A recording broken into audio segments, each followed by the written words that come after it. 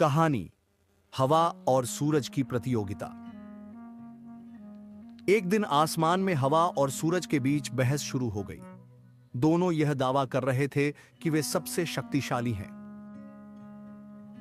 हवा बोली, मैं चाहूं तो समुद्र की लहरों को ऊंचा उठा सकती हूं, बड़े बड़े पेड़ों को उखाड़ सकती हूं, मेरे सामने कुछ भी टिक नहीं सकता।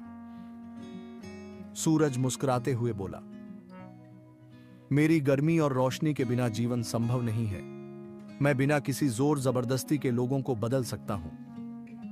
बहस का कोई अंत नहीं हुआ, इसलिए उन्होंने एक प्रतियोगिता का निर्णय लिया। प्रतियोगिता की शर्ती। हवा बोली, नीचे देखो, एक यात्री पहाड़ी रास्ते पर चल रहा है। उसके शरीर पर मोटा कोट है। जो पहले उसे उसका कोट उतरवाने में सफल होगा वही विजेता होगा।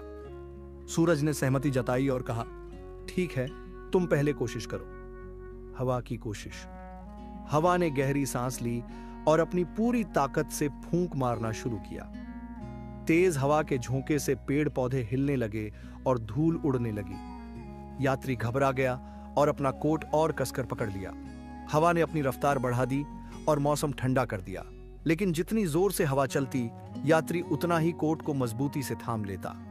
आखिरकार हवा थक गई और रुक गई। सूरज की कोशिश। अब सूरज ने धीरे धीरे अपनी नरम किरणें फैलानी शुरू की। हवा शांत हो गई और माहौल गर्म होने लगा। यात्री ने पहले अपना कोट खोल दिया। थोड़ी देर बाद उसे पसीना आने लगा। आखिरकार उसने कोट उतारकर कंधे पर टांग लिया। सूरज हल्के से मुस्कुराया। हार की स्वीकृति। हवा शर्मिंदा होकर बोली, तुम जीत गए। मैं अपनी ताकत से उसे बदलने की कोशिश करती रही, लेकिन असफल रही। तुमने अपनी कोमलता से वह कर दिखाया जो मैं नहीं कर सकी।